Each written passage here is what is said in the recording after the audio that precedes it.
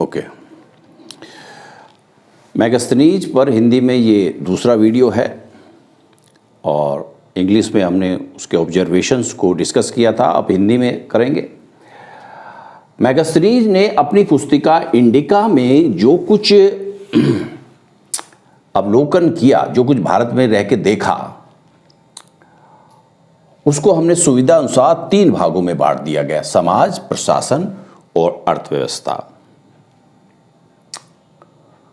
Megasthenes ने कानून व्यवस्था की प्रशंसा की है। उसने कहा कि चोरी और हत्या जैसे मामले लगभग अज्ञात थे, कानून साधारण सिंपल थे और लोग बाग मुकदमेबाज नहीं थे, मुश्किल से ही अदालत में जाते थे। जब गुप्त काल में चीनी यात्री फाहियान आया और हर्ष के समय 7वीं शताब्दी में चीनी यात्री हुएनसांग आया, उन्होंने भी भारतीय उस समय जो कानून व्यवस्था की प्रशंसा की है। हालांकि हुएनसांग को 2 बार डाकुओं ने लूट लिया था। अच्छा, मुकदमेबाज नहीं है। मैगस्थनीज ने समाज का विभाजन 7 वर्गों या जातियों में किया है और वो इस प्रकार है: दार्शनिक, किसान, पशुपालक, शिल्पी, सैनिक, निरीक्षक और सभासद। मैगस्थनीज का जो ये वर्गीकरण है ये स्वीकार्य नहीं है। ऐतिहासिक रूप से भारत में कभी भी इस प्रकार का सामाजिक विभाजन नहीं पाया गया। ये पूरी तरह से वर्ण व्यवस्था पे था। क्षत्रिय, ब्राह्मण, क्षत्रिय, वैश्य, शूद्र में विभाजित था और ये हम कह सकते हैं कि मैगस्थनीज इस विभाजन को देखने में असफल रहा।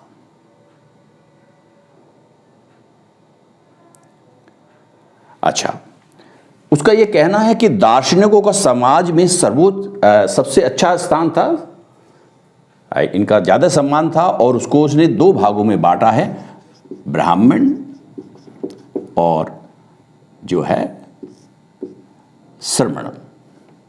ब्राह्मण और श्रमण में बांटा है। संख्या में ये सबसे कम थे, लेकिन सबसे ज्यादा सम्मान समाज में इन्हीं का था। संख्या में सबसे ज्यादा किसान थे मैगस्थनीज के अनुसार।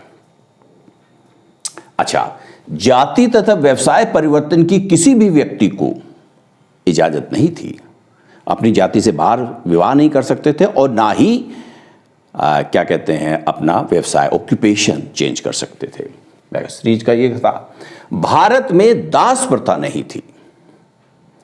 पुनः हम ये कहना चाहेंगे कि भारत में दास प्रथा वैदिक काल से प्रचलन में थी। हमारे पास जो साक्ष्य हैं इस बात के, बौद्ध साहित्य और खासकर अर्थशास्त्र, कौटिल्य का अर्थशास्त्र, जो मौर्यकालीन इतिहास, मौर्य काल पर ही प्रकाश डालता है। हालांकि कुछ इतिहासकारों ने, कुछ लोगों ने, विद्वानों ने उस पर क्वेश्चन उठाया, लेकिन जनरली मौर्य काल का ही इतिहास से संबंधित है वो। कौटिल्य ने 9 प्रकार के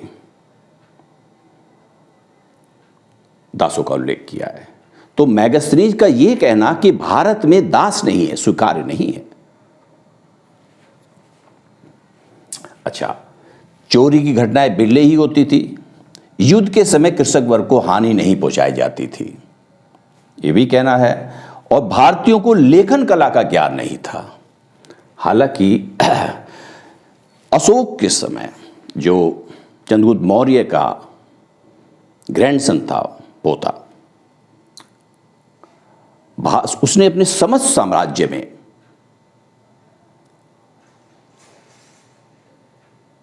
शिलालेखों पर, स्तंभों पर, शिलाओं पर लेख खुदवाए। ये चीज भी ध्यान में रखनी चाहिए।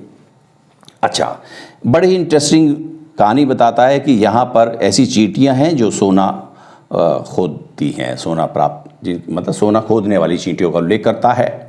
अच्छा, प्रशासन के विषय में राजा की सहायता हेतु एक परिषद होती थी और इसके सदस्य अपनी जो विजडम थी, अपनी जो बुद्धिमत्ता थी, अपनी जो बुद्धिमानी थी, उसके लिए प्रसिद्ध थे।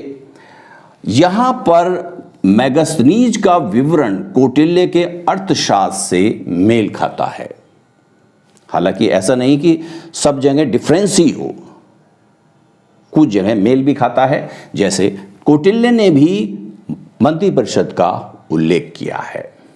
राजा की सुरक्षा की जिम्मेदारी स्त्री अंगरक्षकों पर थी, क्लासिकल राइटर्स ये कहते हैं, और सैन्य प्रशासन एक बोर्ड के अधीन था जो 6 उप समितियों में विभाजित था, जिसमें प्रत्येक समिति में 5 लोग होते थे। इस प्रकार कुल 30 लोग होते थे। नगर प्रशासन का भी मेगास्थनीज उल्लेख करता है कि यह काउंसिल के अधीन था और यह भी 6 समितियों या उप समितियों में बटा हुआ था, और जिसमें प्रत्येक समिति में 5 थे। इस प्रकार से कुल 30 लोग थे। एग्रोनोमाय एक विशेष अधिकारी का उल्लेख करता है। इसकी जिम्मेदारी मार्ग निर्माण और राजस्व वसूली इत्यादि कार्य करता था, और ये आया भी है Uttar Pradesh public service commission में 2-3 साल पहले। अच्छा, दास, भारत में दास नहीं, बहुत दफे आया। किसने कहा, किसने समाज का 7 वर्गों में विभाजन किया, ये इंपॉर्टेंट आया हुआ क्वेश्चन है। अच्छा, एक राजमार्ग की वर्णन करते हैं कि जो भारत के उत्तर पश्चिमी क्षेत्र से राजधानी पाटलिपुत्र तक था।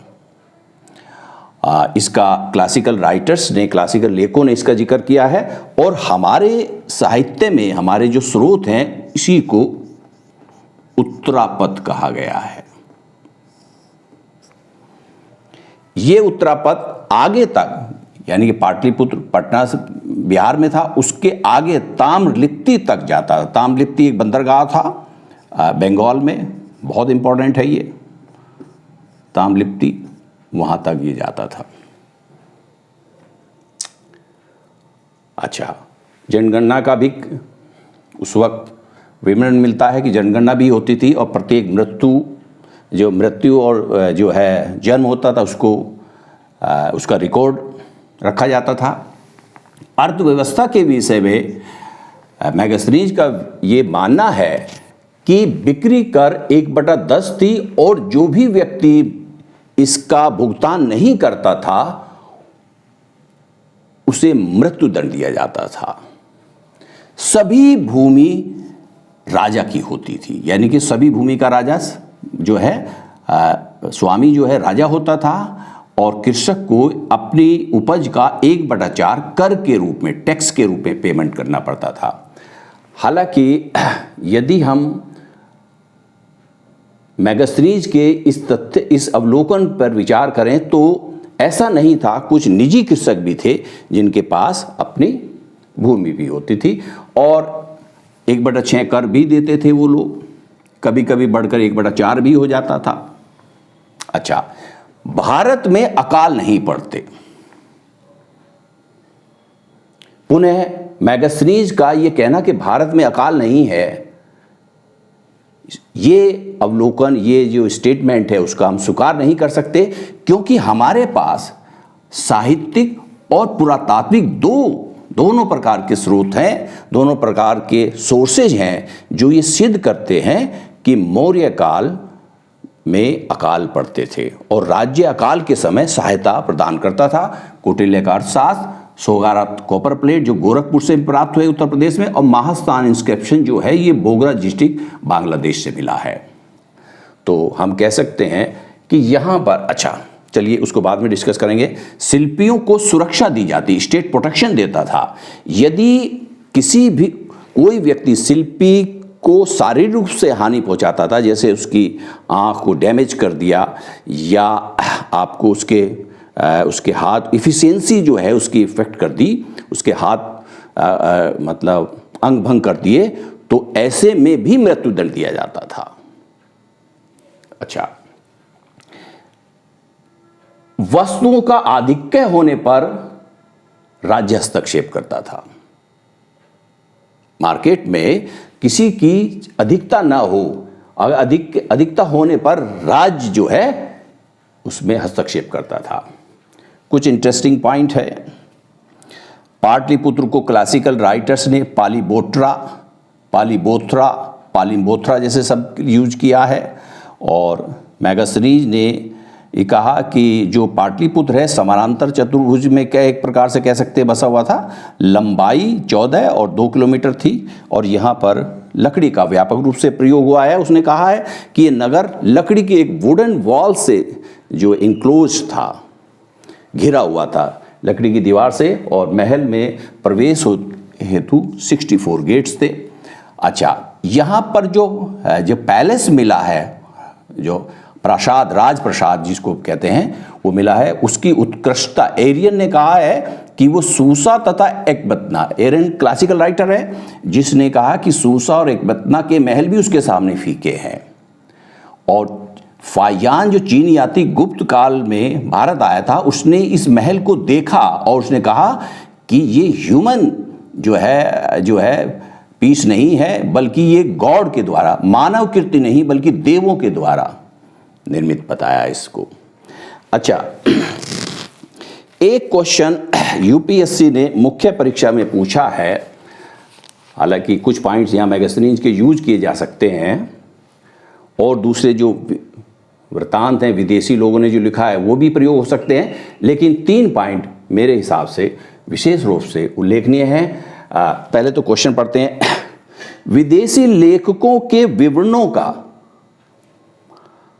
प्रयोग करते समय इतिहासकार के लिए किंवदंतियों एवं प्रत्यक्ष अवलोकन पर आधारित तथ्यों में भेद करना अति आवश्यक है, क्योंकि मैगस्थनीज पर यह आरोप लगता है कि उसने कुछ बातें सुनी कि हेयर से, जिसको आपके इंग्लिश में कहते हैं, किंवदंतियों पर सुनी सुनाई बातों का विवरण किया, क्योंकि उसके कुछ विवरण, उसके जो कुछ कथन है वो जो है भारतीय जो हमारे पास जो स्रोत हैं प्राचीन भारत के, उससे मेल नहीं खाते। अभी बताएंगे, 3-4 पॉइंट आपके आंसर में लिखने चाहिए वो। अच्छा, उदाहरण स्पष्ट कीजिए, मतलब इलोबरेट विद एग्जाम्पल्स। इंग्लिश में पढ़ देते हैं, while using the accounts of foreign writers historians must distinguish between statements based on hearsay and those grounded in perspective observations। अच्छा, वो पॉइंट कौन कौन से यूज हो सकते हैं?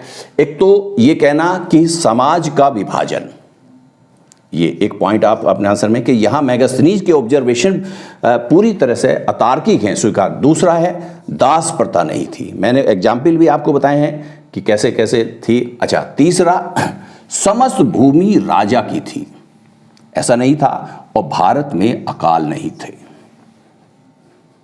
तो कहने का मतलब है कि हम किसी भी विदेशी वृत्तांत का, चाहे वो मैगस्थनीज हो या बाद में कुछ लोग आए हैं, उनका ब्लाइंडली जो है उनको हम स्वीकार नहीं कर सकते। हम जो है दूसरे तथ्यों को भी हमको देखना पड़ता है।